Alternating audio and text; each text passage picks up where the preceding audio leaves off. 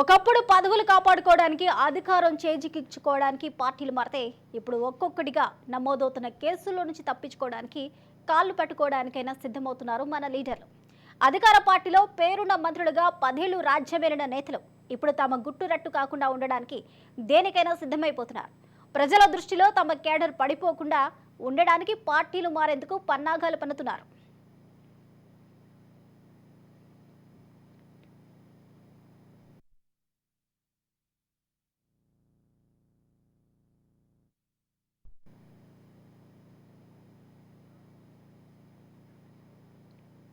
కేసీఆర్ పాలనలో 10 ఏళ్లు పదవిని అనుభవించిన మాజీ మంత్రి శ్రీనివాస్ గౌడ్ అధికారం ఉన్నన్నాళ్లు వివాదాలకు కేర్ ఆఫ్ అడ్రస్ గా నిలిచారు.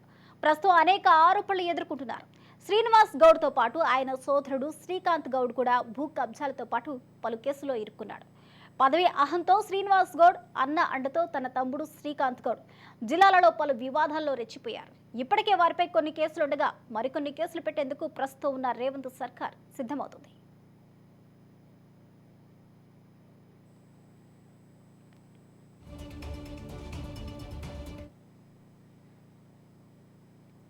అలాగే ఉమ్మడి వరంగల్ జిల్లా నుంచి ఇప్పటికే పలుమార్లు బీఆర్ఎస్ నేతలు పార్టీని వేడగా అదే బట్టలో మాజీ మంత్రి ఎర్రబెల్లి దయాకర్ రావు కూడా అడుగులు వేస్తున్నట్టు తెలుస్తుంది.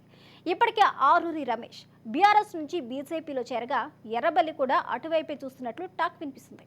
ఇటీవల వెలికి వచ్చిన ఫోన్ ట్యాపింగ్ ఆరోపణలతో మాజీ మంత్రి పార్టీ మారే ఆలోచనలు చేస్తున్నారట. మాజీ డీఎస్పీ ప్రణీత్ రావు ఫోన్ ట్యాపింగ్ కేసులో ఎర్రబెల్లి పేరు కూడా బయటపడింది. దీంతో ఫోన్ ట్యాపింగ్ కేసు నుంచి తప్పించుకోవడానికి ఎర్రబెల్లి బీఆర్ఎస్ నుంచి వెళ్లిపోవడానికి సిద్ధమవుతున్నట్లు సమాచారం. ఎర్రబెల్లి దయాకర్ పై ఒక్క ఫోన్ ట్యాపింగే కాక తనపై మరిన్ని తీవ్రమైన కేసులు కూడా ఉన్నాయని సమాచారం.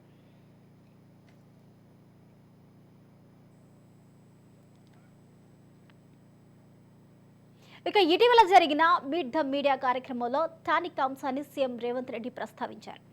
టానిక్ వివాదం మాజీ మంత్రి శ్రీనివాస్ గౌడ్ చుట్టూ తిరుగుతోంది.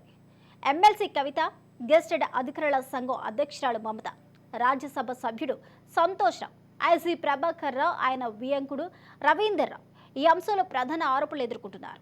అయితే టానిక్ వ్యవహారంలో మాత్రం వెనకడుగు వేసేదే లేదు అని సీఎం రేవంత్ రెడ్డి స్పష్టం చేశారు. ట్యాక్స్ ఎగవేతతో పాటు మిగతా ఉల్లంఘనలు తీవ్రంగా పరిగణిస్తున్నారు సీఎం రేవంత్. టానిక్ వివాదంపై రేవంత్ రెడ్డి ఏమన్నారో ఇప్పుడు ఒకసారి చూద్దాం. వాళ్ళకి నచ్చిన వాళ్ళకు వేల కోట్ల రూపాయలు ప్రతి నెల అడ్డగోలుకి ఇచ్చిపెట్టారు. మొదటి నెల నేను వచ్చిన వెంబడే జీఎస్టీ మీద దృష్టి పెడితే ఫస్ట్ మంత్ 289 కోట్ల ఆదాయం పెరిగింది. రెండో నెల 550 కోట్ల రూపాయల ఆదాయం పెరిగింది. ఈ నెల 700 కోట్లకు టచ్ అవుతుంది. పన్ను కట్టకుండానే ఇన్పుట్ ఇవి తీసుకోవడాలు, అసలు ట్రాన్సాక్షన్ లేకుండానే తీసుకోవడాలు, అంటే ఎన్నో రకమైన తప్పులు. ఎక్సైజు మీరు చూసిరు కదా, టానికో బీనికో అని వాళ్ళకి సంబంధించింది. దాంట్లో ఒక్క నెల చూస్తేనే ఒక 200 కోట్లు ఎంతో, ఒక సంవత్సరానికి లెక్కేస్తేనే 200-300 కోట్లు వచ్చింది. 5-6 ఏళ్ళది లెక్కేస్తే 3 ఏళ్ళు 4 ఏళ్ళు అయినట్టుంది. అవి లెక్కేస్తే ఇట్లా చాలామంది నచ్చితే నజరానా, నచ్చకపోతే జుర్మానా. ఈ విధానం జిఎస్టీలో కానీ, వ్యాట్లో కానీ, ఎక్సైజ్ డిపార్ట్మెంట్లో కానీ అడ్డగోలిగా అసలు ఎట్లా పడితే ఎడాపెడా దోపిడీదారులకి ప్రభుత్వం సహకరించింది. ఈ 300 రోజుల్లో దాదాపుగా నాకు ప్రతి నెల 700-800 కోట్ల రూపాయల ఆదాయం పెరిగింది. నాకు నమ్మకం ఉంది ఇంకా కొద్ది రోజుల్లో ఒక 3 నెలల 1000 కోట్లకు, అంటే ప్రతి నెల 1000 కోట్ల ఆదాయం పెరిగితే నాకు సంవత్సరానికి 12,000 కోట్ల ఆదాయం పెరుగుద్ది. 12,000 కోట్ల రూపాయలతో నేను అమలు చేస్తున్న సంక్షేమ పథకాలకు ఏమేమి అవసరం ఉందో వాటన్నిటి కూడా ఒక పద్ధతి ప్రకారం ఖర్చు పెడతాము, దుబారా తగ్గిస్తాము. అసలు వాళ్ళకి నచ్చిన వాళ్ళకు. ఇక తెలంగాణలో టానిక్ స్కామ్ ప్రకంపనలు సృష్టిస్తుంది. స్కామ్ పై క్రైమ్ బ్యూరో చీఫ్ ఇన్నారెడ్డి మరిన్ని వివరాలు అందిస్తారు. ఇన్నారెడ్డి.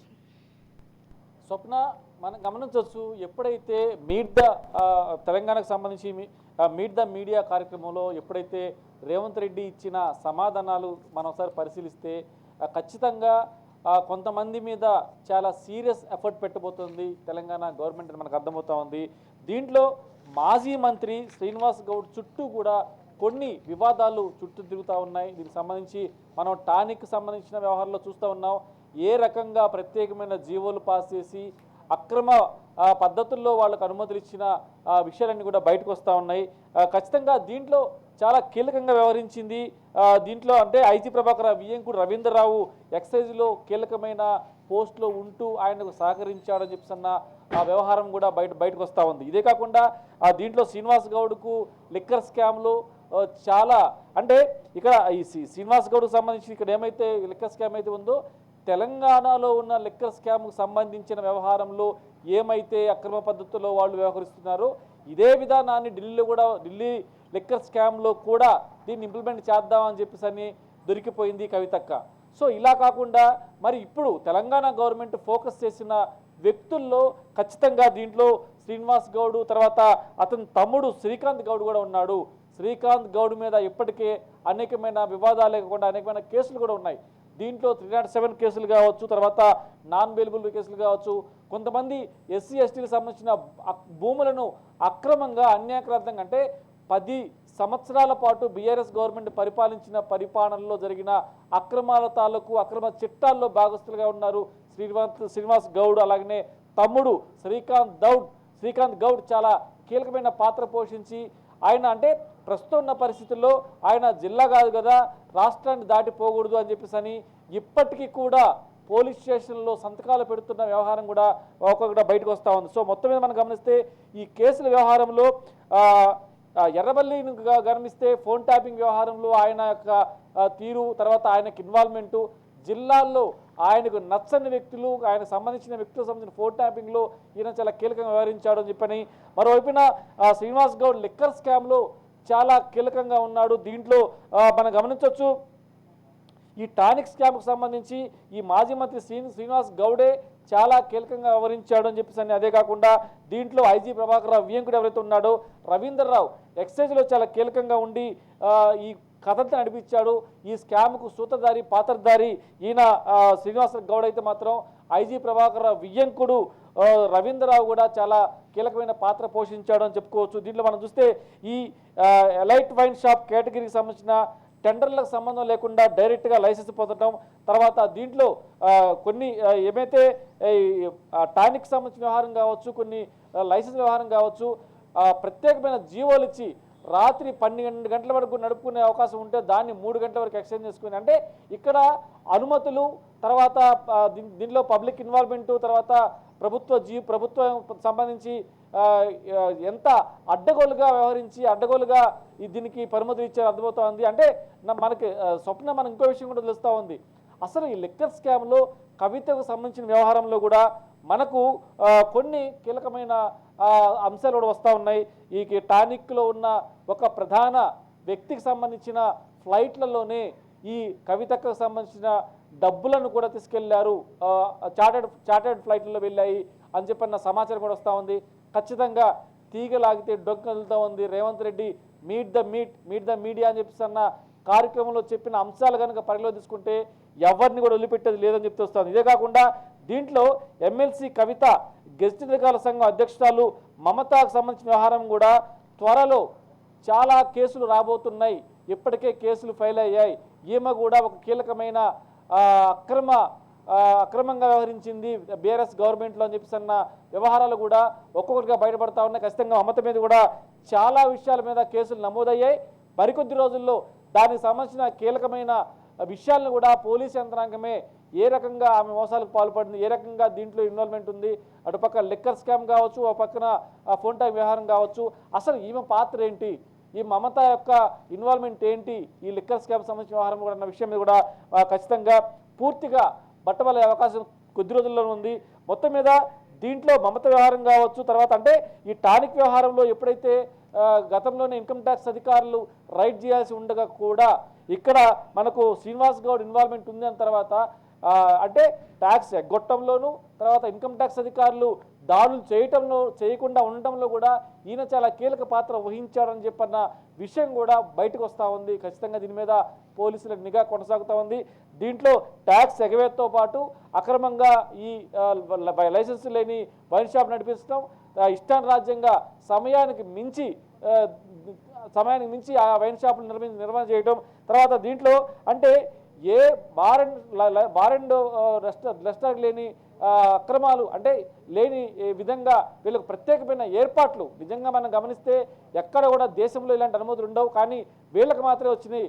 కథ నడిపించిన వ్యక్తి ఈయన శ్రీనివాస్ గౌడ్ కాబట్టి ఖచ్చితంగా మరి ఆయన కనుసన్నల్లోనే ఈ టైటానిక్ లిక్కర్ స్కామ్ ఖచ్చితంగా ఆయన కనుసన్న నడిచింది.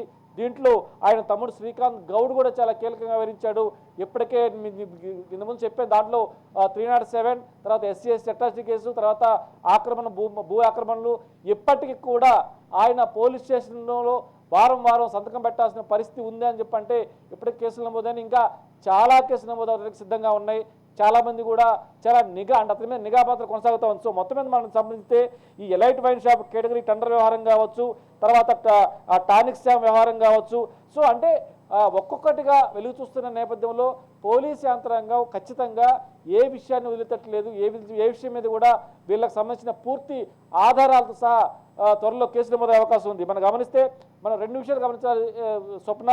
దీంట్లో ఫోన్ ట్యాపింగ్ వ్యవహారంలో ఎర్రబెల్లి దయాకర్ పాత్ర ఖచ్చితంగా జిల్లాలో కొంతమంది సంబంధించిన ఫోన్ ట్యాపింగ్ వ్యవహారంలో ఈయన చాలా కీలకంగా వ్యవహరించాడు. ఈయన కన్సర్న్లోనే జిల్లాల్లో ఫోన్ ట్యాపింగ్ జరిగిందని చెప్పేసి దాని మీద చేస్తే ఇక్కడ ఒక విషయం చెప్పుకోవాలి. మరి ఇలాంటి కేసులు నడుస్తూ ఉన్నాయి, ఇలాంటి ఆరోపణలు వస్తూ ఉన్నాయి. What next? వాళ్ళ యొక్క భవిష్యత్ కార్యాచరణ ప్రణాళిక ఏంటి? సో వీళ్ళు కాంగ్రెస్లో చేరే ప్రయత్నం చేసి తర్వాత బీజేపీకి సంబంధించిన వాళ్ళు రిజెక్ట్ చేయడం వాళ్ళ భవితవ్యం అర్థం కాకుండా ఉంది. దీనికి సంబంధించి మన పొలిటికల్ లీడర్ అరవింద్ గారు దాని పూర్తిగా అందిస్తారు. పొలిటికల్ గా మొత్తం సినారియో మొత్తం ఇన్నారెడ్డి టానికి సంబంధించి కేవలం వీళ్ళు మాత్రమే కాదు, అక్రమాలకు సంబంధించి GST పన్నుల ఎగవేతకు సంబంధించి GST అధికారులు ఇచ్చిన నివేదికలో ఒక MP పేరు కూడా స్పష్టంగా అయితే వాళ్ళు చెప్పడం జరుగుతుంది. అధికార పార్టీకి సంబంధించిన MP సంతోష్ పేరు అయితే స్పష్టంగా వాళ్ళు చెప్పడం జరుగుతుంది. అయితే కేవలం వీళ్ళు మాత్రమే కాకుండా శ్రీనివాస్ గౌడ్ ప్రధాన పాత్ర ఇక్కడ పోషిస్తున్నారని తెలిసినప్పటికీ కూడా ఇందులో ఇండైరెక్ట్గా శ్రీనివాస్ గౌడ్ తమ్ముడు శ్రీకాంత్ గౌడ్ కూడా ఇన్వాల్వ్ అయి ఉన్నారు. కేవలం ఈ ఒక్క స్కామ్కి వీళ్ళు పరిమితం అంటే కాదని తెలుస్తుంది. చేస్తున్న ఎంక్వైరీలో ఏదైతే ఉందో తవ్వే కొద్ది అక్రమాలు ఒక్కొక్కటిగా బయటపడుతున్నాయి. కేవలం ఇక్కడ మాత్రమే కాదు, జిల్లాల్లో లేకపోతే చిన్న ఊరుల్లో కూడా వీరి అక్రమాలు అయితే వెలుగు చూస్తున్నాయి. అయితే చివరికి భూ కబ్జాలు, SC/ST అట్రాసిటీ కేసులు కూడా నమోదయ్యే స్థాయికి వీళ్ళు దిగజారుతున్నారంటే దీన్ని ఏ విధంగా చూడొచ్చంటారు? స్వప్న మనం గమనించాలంటే దీంట్లో అన్నదమ్ముల వ్యవహారం కీలకంగా ఉంది. శ్రీనివాస్ గౌడ్ లిక్కర్ స్కామ్, అలాగనే తమ్ముడు ఆయన వచ్చేసి దీంట్లో ప్రధానంగా భూములకు సంబంధించి కావచ్చు, తర్వాత ల్యాండ్ కబ్జాలకు సంబంధించి కావచ్చు, తమ్ముడు కూడా వ్యవహారాలు చూసుకుంటున్నాడు. మొత్తం మీద అన్నదమ్ములు ఇద్దరు కూడా పంచుకొని మరీ అక్రమాలకు పాల్పడ్డారని చెప్పేసి దాని మీద ఖచ్చితంగా పోలీస్ యంత్రాంగం నిఘా ఉంది. వీళ్ళిద్దరి మీద కూడా తెలంగాణ కాంగ్రెస్ గవర్నమెంట్ యొక్క నిఘాను తప్పించుకుని పోలేరు. కాబట్టి దీని మీద చాలా స్పష్టంగా రేవంత్ రెడ్డి గారు చెప్పిన నేపథ్యం చూస్తూ ఉంటే మాత్రం ఎర్రబెల్లి దయాకర్ రావు దీనికి సంబంధించిన ఫోన్ ట్యాపింగ్ కేసు, అలాగనే శ్రీనివాస్ గౌడ్ లిక్కర్ స్కామ్. అంటే ఈ లిక్కర్ స్కామ్కు సంబంధించి తెలంగాణలో ఉన్న ఏమైతే అక్రమంగా అమ్మకాలు, అక్రమంగా అంటే ఈ వైన్ షాప్ నిర్మించడం, ఇవన్నిటిని కూడా ఈ తీసుకెళ్ళేసి అంటే ఇక్కడ జరుగుతున్న పరిణామాన్ని తీసుకెళ్ళేసి కవితక్క అక్కడ ఢిల్లీ స్కామ్లో చేయటానికి ఇక్కడున్న స్కామ్ను అక్కడ కూడా ఇంప్లిమెంట్ చేయడానికి చేసిన ప్రయత్నంలో భాగంగానే దొరికిపోయింది అని చెప్పేసి కూడా మరోవైపు ఆరోపణలు వస్తూ ఉన్నాయి. దీనికి సంబంధించిన తెలంగాణ పోలీసుల ఇన్వెస్టిగేషన్లో ఖచ్చితంగా శ్రీనివాస్ గౌడ్ అలాగే తమ్ముడు వ్యవహారం కూడా చాలా కీలకంగా వ్యవహరించే అవకాశం కనిపిస్తూ ఉంది. వీళ్ళిద్దర చరిత్ర మరికొద్ది రోజుల్లో ఆధారాలతో సహా FIRతో సహా బయటకు వచ్చే అవకాశం కనిపిస్తూ ఉంది స్వప్న. అదే ఎన్నారెడ్డి చూసుకున్నట్లయితే అలాగే ఇక్కడ ప్రభాకర్ రావు వియంకుడు రవీంద్రరావు పేరు, అలాగే మమత వీళ్ళిద్దరు పాత్ర కూడా కీలకంగా ఉంది. అయితే మమత మీద ఎలాంటి కేసులు ఫైల్ అయ్యే అవకాశాలు ఉన్నాయండి? ఇంకా మరికొన్ని కేసులు అయితే ఇప్పుడున్న కాకుండా ఫైల్ అయ్యే అవకాశాలు ఉన్నట్టు తెలుస్తుంది. అలాగే రవీంద్ర పైన కూడా ఏ కేసులు ఫైల్ అయ్యే అవకాశాలు ఉన్నాయి? అయితే ఈ MLC కవిత గెజిట్ అధికారుల సంఘ అధ్యక్షురాలు మమత సంబంధించిన వ్యవహారంలో ఐజీ ప్రభాకర్ రావు, వియంకుడు రవీంద్రరావు దీంట్లో ప్రధానంగా ఉన్నారు. తర్వాత వీళ్ళు కీలకంగా వ్యవహరించారు. వీళ్ళిద్దరి ఇన్వాల్వ్మెంట్ కూడా ఉంది. మమతకు సంబంధించిన వ్యవహారంలో కూడా ఇక్కడ ఎవరైతే మనం చెప్తున్నామో శ్రీకాంత్ గౌడ్ తమ్ముడు, శ్రీనివాస్ గౌడ్ తమ్ముడు శ్రీకాంత్ గౌడ్ ఎవరైతే ఉన్నారో ఆయనకు ఈ మమతకు ఉన్న సంబంధాలు ఏంటి, శ్రీకాంత్ గౌడ్కు ఆమె మధ్య జరిగిన ఆర్థిక లావాదేవీలు ఏంటి, ఏ విషయాల్లో ఆ ఇన్వాల్వ్మెంట్ ఉంది అంటే స్కాములకు సంబంధించిన వ్యవహారంలో ముందు నడిపించిన వీళ్ళైతే మాత్రం వెనుకుండి నడిపించిన వాళ్ళలో ఐజీ ప్రభాకర్ రావు, తర్వాత ఆయన వియంకుడు రవీంద్రరావును కథ నడిపిస్తేస్తే ఆ కథకు దానికి ఒక రూపకల్పన చేసి దాన్ని ఒక పొలిటికలైజ్డ్గా ఎలాంటి ఇబ్బంది తలెత్తకుండా మనం వీళ్ళు ఈ టానిక్ వ్యవహారం చూసుకుంటే ఐటీ రైట్స్కి సంబంధించి కావచ్చు, వాళ్ళ మీద వచ్చిన ఆరోపణలు కాదు, కేసులు ఏమొచ్చినా కూడా ఎలాంటి మచ్చ పడకుండా, ఎలాంటి దాడులు జరగకుండా ఈ స్కామ్లను యథాతథంగా కొనసాగించడానికి ఆయన సహకరించాడు.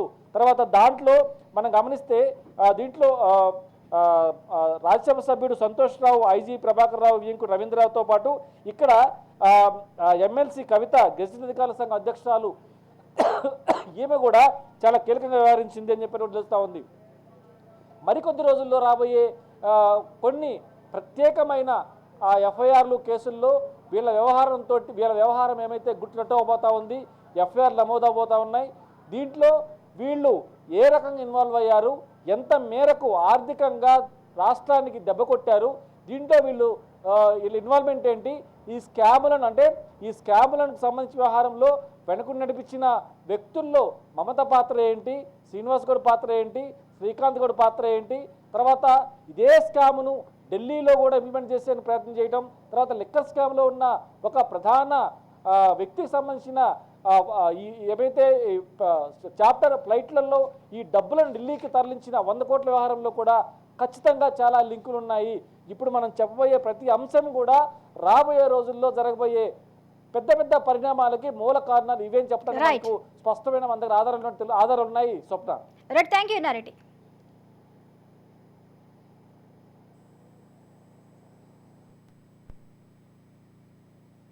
ఇక మొత్తానికి బీఆర్ఎస్లో ముఖ్య నాయకులుగా, అధిష్టానానికి అత్యంత సన్నిహితులుగా పేరొందిన ఇరువురు మాజీ మంత్రులు తమను రక్షించుకునేందుకు, పరువు కాపాడుకునేందుకు పార్టీ మారేందుకు సిద్ధమయ్యారు. అధికార కాంగ్రెస్లోకి పోతే ఇరువురికి ఉపశమనం లభించదని భావించిన నేతలు కాషాయ పార్టీ వైపు చూస్తున్నట్టు తెలుస్తుంది. ఇప్పటికే బీజేపీ అగ్రనాయకులతో టచ్లోకి వెళ్లినట్లు విశ్వసనీయ సమాచారం అందుతుంది. బీఆర్ఎస్లో మంత్రులుగా కొనసాగిన ఎర్రబెల్లి శ్రీనివాస్ గౌడ్ వెళ్తున్నట్లుగా తెలుస్తుంది. స్థానికంగా ఆయా పార్టీ నేతలకు ఒత్తిళ్లు, చిక్కులు ఎదురవుతున్నాయి. అయితే శ్రీనివాస్ గౌడ్ కాంగ్రెస్లో చేరేందుకు సొంత జిల్లాలో ఒకప్పుడు రేవంత్ రెడ్డిని ఇబ్బందులకు గురి చేసినందున బీజేపీలో చేరే అవకాశమే ఎక్కువగా కనిపిస్తుంది. ఈ అంశంతో తెలంగాణ రాజకీయాల్లో ప్రకంపనలపై సమగ్ర విశ్లేషణ మా పొలిటికల్ ఎడిటర్ అరవింద్ అందిస్తారు. అరవింద్,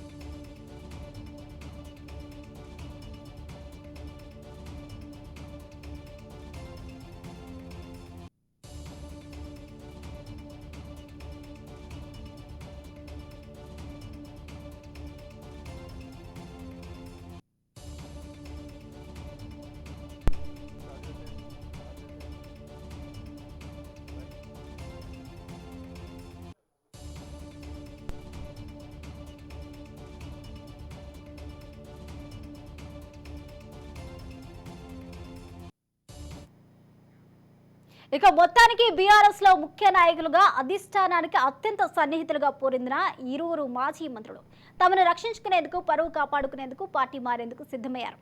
అధికార కాంగ్రెస్ లోకి పోతే ఇరువురికి ఉపశమనం లభించదని భావించిన నేతలు కాషాయ పార్టీ వైపుగా చూస్తున్నట్టు తెలుస్తుంది. ఇప్పటికే బీజేపీ అగ్రనాయకులతో టచ్లోకి వెళ్లినట్లుగా విశ్వసనీయ సమాచారం అందుతుంది.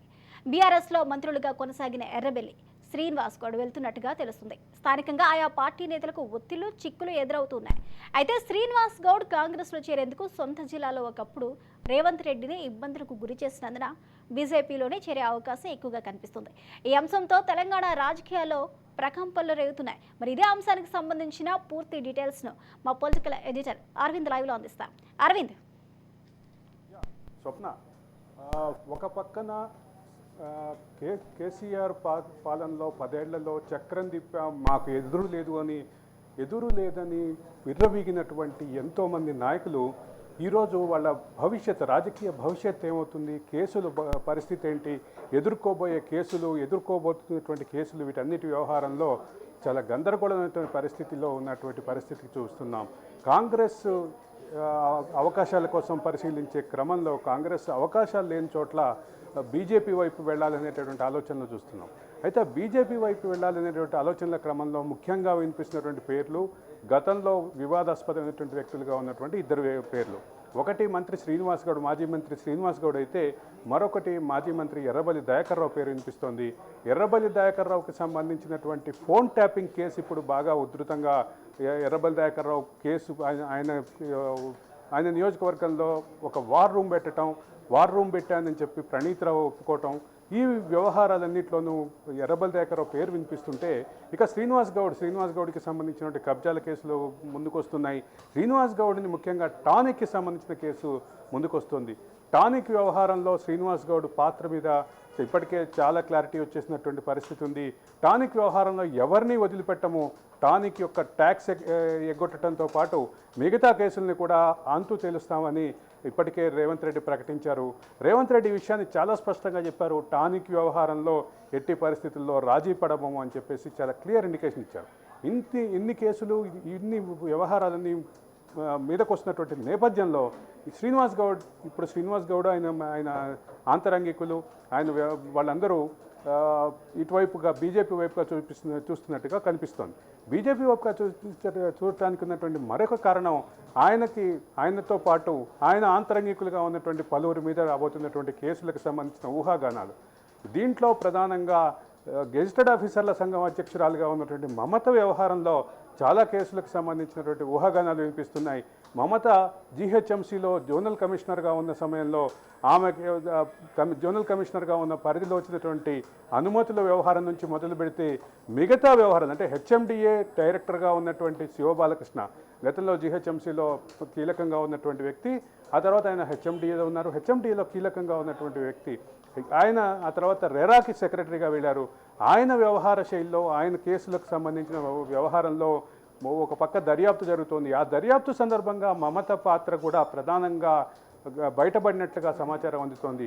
ఈ నేపథ్యంలో మమత చుట్టూ వివాదాలు తిరుగుతున్నాయి. మమత చుట్టూ తిరుగుతున్న వివాదాలు శ్రీనివాస్ గౌడ్ చుట్టూ కూడా తిరుగుతున్నాయి. మమత శ్రీనివాస్ గౌడ్ ఇద్దరు జీహెచ్ఎంసీలో ఉన్నతాధికారులుగా పనిచేసినటువంటి విషయం గుర్తుపెట్టుకోవాలి. ఇక్కడ నుంచి మొదలుపెట్టి శివబాలకృష్ణకు సంబంధించినటువంటి వ్యవహారంలో, అదే సందర్భంలో టానిక్ వ్యవహారంలో ప్రతి విషయంలోనూ వీళ్ళిద్దరి పేర్లు కలిసి వినిపిస్తున్నటువంటి అయితే ప్రధానంగా గమనించాలి. ఓకే, అరవింద్ చూసుకున్నట్లయితే ఇటు శ్రీనివాస్ గౌడ్ అలాగే ఎర్రబెల్లి ఇద్దరు కూడా ఫోన్ ట్యాపింగ్ అంశంలో ఒకరు, అలాగే టానిక్ కి సంబంధించి స్కామ్ లో ఉన్నట్లు ఒకరు. వీరిరువురు పేర్లు వినిపిస్తున్నప్పటికీ కూడా వీరిద్దరూ కూడా ఇప్పుడు ఒక కీలక నిర్ణయాన్ని తీసుకున్నారు. ఇద్దరు కూడా బీజేపీలో జాయిన్ అవబోతున్నారు అని చెప్తున్నారు. అయితే ఇప్పటికే బీజేపీకి ఒక చెడ్డ పేరు మూట కట్టుకొని తిరుగుతుంది. కేసులు, స్కామ్లు ఏవైతే ఉన్నాయో అలాంటి నేతలని బీజేపీలోకి ఇన్వైట్ చేస్తూ ఉంది. బీజేపీలోకి వెళ్తే వాళ్ళ మీద ఏవైతే ఉన్నాయో అసలు బీజేపీలో వీళ్ళు చేరటం అనే విషయం పక్కన పెడితే బీజేపీలో చేరాలి అనే ఆలోచన, దానికి సంబంధించినటువంటి ముందు పట్టడానికి ఉన్నటువంటి ప్రధానమైనటువంటి కారణాలు మనం ప్రధానమైనటువంటి కారణాలు మాట్లాడుతున్నాం. స్వప్న ప్రధానమైనటువంటి అవకాశాలు ఉన్నాయి. ఇప్పటికే ఎర్రబెల్లి గాని శ్రీనివాస్ గౌడ్ గాని బీజేపీ నేతలతో టచ్ లోకి వెళ్లారు అని చెప్తున్నారు. పార్టీ మారే అవకాశాలు ఉన్నాయని చెప్తున్నారు. బీఆర్ఎస్ లో 10 ఏళ్లు వీళ్ళు ఉన్నప్పటికీ కూడా ఇప్పుడు పార్టీ వాళ్ళు ప్రొటెక్ట్ చేసుకోవడానికి పార్టీ మారుతున్నారు, బీజేపీ వైపు చూస్తున్నారు. ఒకవేళ నిజంగా వాళ్ళు చూస్తున్నారంటే బీజేపీని వీళ్ళు బీజేపీలోకి ఇన్వైట్ చేసే అవకాశాలు ఎంతవరకు ఉన్నాయంటారు? అసలు బీజేపీకి సంబంధించిన ఆలోచన విషయం పక్కన పెడితే ప్రధానమైనటువంటి ఆరోపణలు ఉన్నటువంటి కేసులకు సంబంధించినటువంటి రాజకీయ కారణాలు, రాజకీయ నేపథ్యాలు, వీటన్నిటి గురించి కూడా మాట్లాడాలి. ఇక్కడ ప్రధానమైనటువంటి అంశం కేసులకు సంబంధించినటువంటి రాజకీయ నేపథ్యం.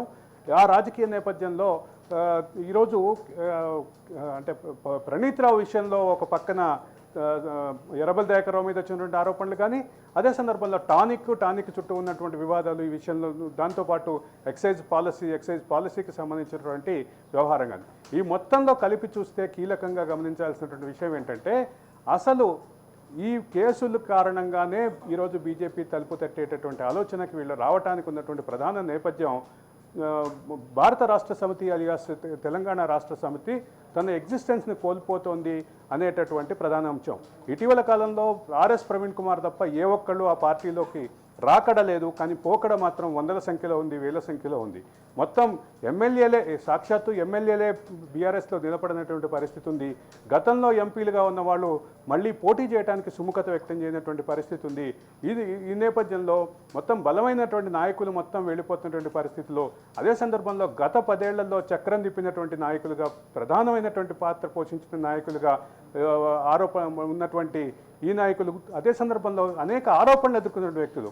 ముఖ్యంగా శ్రీనివాస్ గౌడ్ వ్యవహారానికి వస్తే శ్రీనివాస్ గౌడ్కి సంబంధించిన భూ కబ్జాల ఆరోపణలు ఉన్నాయి. శ్రీనివాస్ గౌడ్ విషయంలో ఎస్సీ ఎస్టీ భూములను ఆక్రమించినటువంటి ఆరోపణలు ఉన్నాయి. అదే సందర్భంలో శ్రీనివాస్ గౌడ్ సోదరుడి మీద 307 కేసులు ఉన్నాయి. ఈ పలు కేసులు, వీటన్నిటి నేపథ్యంలో ఒక ప్రొటెక్షన్ కోసం, ఒక ఇమ్యూనిటీ కోసం ఈరోజు బీజేపీ గడప దొక్కాలని వాళ్ళు ప్రయత్నించడం. బీజేపీ గడప దొక్కే పరిస్థితిలో బీజేపీది కేవలం ఈ కేసెస్ నుంచి వాళ్ళు ప్రొటెక్ట్ చేసుకోవడానికి, సెల్ఫ్ ప్రొటెక్ట్ చేసుకోవడానికే పార్టీ నుంచి బయటకు వచ్చి బీజేపీ తలుపు తడుతున్నారు, అంతే అంటారా? బీజేపీ తలుపు తట్టే క్రమంలో ఉన్నటువంటి ప్రధానమైనటువంటి కారణం కేసులే తప్ప వేరేటటువంటి లేని పరిస్థితి. ఇక కేసుల విషయంలో ఈ కేసులని తరుముకొస్తున్నటువంటి నేపథ్యంలో శ్రీనివాస్ గౌడ్కి సంబంధించినటువంటి కేసులు 4-5 రోజుల్లో, వారం రోజుల్లోనే అరెస్టు దాకా వెళుతున్నాయన్నటువంటి ఊహాగానాలు నడుస్తున్నాయి. అదే సందర్భంలో ఎర్రబెల్లి దయాకర్రావు మీద కూడా 1885 టెలిగ్రాఫిక్ యాక్ట్ ప్రకారం, చట్టం ప్రకారం కేసు ఇనిషియేట్ కాబోతుంది అనేటువంటి ఊహాగానాల నేపథ్యంలో ఈరోజు వాళ్ళకు ఉన్నటువంటి భయం రీత్యా ఈరోజు వాళ్ళు బీజేపీ తలుపు తట్టుతున్నటువంటి పరిస్థితి. బీజేపీ దీని పట్ల సానుకూలంగా ఉందా లేదా అనే విషయం ఇంతవరకు క్లారిటీ లేదు. కానీ బీజేపీ మాత్రం ఇటువంటి వాళ్ళని ఎంటర్టైన్ చేయడానికి సిద్ధంగా లేదనేటటువంటి ఊహాగానం ఉన్నాయి. అంటే ఒక పక్క టీఆర్ఎస్ బలహీనంగా ఉంది, మరోపక్క కాంగ్రెస్లో వీళ్ళకి ఎంట్రీ లేదు. వీళ్ళిద్దరికీ కాంగ్రెస్లో ఎంట్రీ లేని పరిస్థితి ఉంది. ఒక పక్క శ్రీనివాస్ గౌడ్ ఏమో స్వయంగా ముఖ్యమంత్రి జిల్లాలో ఉన్నటువంటి, గతంలో ముఖ్యమంత్రితో సహా పలువురు కాంగ్రెస్ నాయకుల్ని అనేక ఇబ్బందులు పాలు చేస్తున్నటువంటి వ్యక్తి. ఆ రకమైనటువంటి ఇబ్బందులని పలువురు కాంగ్రెస్ నాయకుల మీద కేసులు పెట్టించినటువంటి పరిస్థితి ఉంది. దీంతో పాటుగా ముఖ్యమంత్రిని స్వయంగా టార్గెట్ చేసి ఇప్పుడు ముఖ్యమంత్రిని గతంలో ఆయన ప్రతిపక్షంగా ఉన్నప్పుడు ఆయన టార్గెట్ చేసి పనిచేసినటువంటి పరిస్థితి కనిపిస్తుంది. ఇక మరొక ముఖ్యమైనటువంటి విషయం ఎర్రబెల్లి దయాకర్రావుకు సంబంధించి. ఎర్రబెల్లి దయాకర్రావు కూడా అదే పరిస్థితిలో ఉన్నారు. గతంలో ఆయన తెలుగుదేశంలో వాళ్ళిద్దరూ కలిసి పనిచేసినప్పుడు చాలా ఇబ్బందులు పెట్టారు తనని అని చెప్పి రేవంత్ రెడ్డి స్వయంగా గతంలో పాలకుర్తి ఎన్నికల ప్రచార సభలో కూడా చెప్పినటువంటి పరిస్థితి ఉంది. ఈ మొత్తం చర్చలో కీలకంగా ఉన్నటువంటి బీజేపీ దీనికి సుముఖంగా ఉన్నటువంటి వాతావరణం, ఆ రకమైనటువంటి ఇండికేషన్స్ మనకైతే క్లియర్గా లేవు.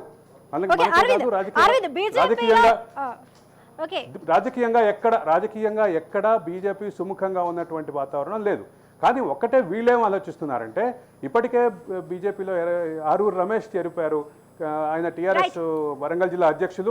ఆయనతో పాటు ఎర్రబెల్లి కూడా చేరాలనే ఆలోచన చేశారనేది ఒక ఊహాగానాలు జరిగినాయి. కానీ దానికి ఇప్పుడు మొదట ఎర్రబెల్లి దయాకర్రావు ఆరూరు రమేష్ని ఆపిన ఎర్రబెల్లి దయాకర్రావే ఈరోజు వెళ్ళిపోవాలనే ఆలోచన రావడానికి ప్రధాన కారణం మాత్రం ఈరోజు రాబోతున్నటువంటి ప్రణీత్రావు కేసే. ప్రణీత్రావు కేసులో తన పేరు బలంగా వినిపించడం, ఆ నేపథ్యంలో బీజేపీ తమకు అండగా ఉంటుందని భావిస్తున్నారు ఒక అంశం. అయితే ఇక శ్రీనివాస్ గౌడ్ విషయంలో చాలా క్లియర్గా వస్తున్నటువంటి కేసుల దాడి, రాబోతున్నటువంటి కేసుల దాడిని నిలువరించడానికి, దాన్ని ఎదుర్కోవటానికే ఈరోజు ఆయన బీజేపీ వైపు చూపిస్తున్న పరిస్థితి. అక్కడ ఒకవైపు ఏమో రేవంత్ రెడ్డికి సంబంధించినటువంటి సొంత జిల్లా కావటం, మరొక వైపు అక్కడ ఒక వాక్యూమ్ కనిపిస్తోంది అనేది శ్రీనివాస్ గౌడ్ భావిస్తున్నారు. జితేందర్ రెడ్డి వెళ్ళటంతో ఆ వాక్యూమ్ క్రియేట్ అయింది, ఆ వాక్యూమ్లో తాను ఫిట్ అవుతాను అని భావిస్తున్నప్పటికీ శ్రీనివాస్ గౌడ్ రాకని ఆ జిల్లా బీజేపీ నాయకులు వాళ్ళందరూ కూడా వ్యతిరేకిస్తున్నటువంటి పరిస్థితి ఉంది. ముఖ్యంగా ఆ జిల్లా నుంచి నాయకత్వం వహిస్తున్నటువంటి డీకే అరుణ, ఆమె జాతీయ స్థాయి నాయకురాలు, ఆమె కూడా శ్రీనివాస్ గౌడ్ పట్ల సుముఖంగా ఉండరనేది స్పష్టమైనటువంటి విషయం. ఇటువంటి నేపథ్యంలో శ్రీనివాస్ గౌడ్ అండ్ ఎర్రబెల్లి దయాకర్రావు ఎంట్రీకి ప్రయత్నిస్తున్నప్పటికీ వాళ్ళకి ఎంట్రీకి ఉన్నటువంటి ఇబ్బందులు బీజేపీ కార్యకర్తల నుంచి కానీ, నాయకుల నుంచి కానీ సుహృద్భావ వాతావరణం అయితే కనిపించినటువంటి పరిస్థితి లేదు. స్వప్న. Thank you Arvind.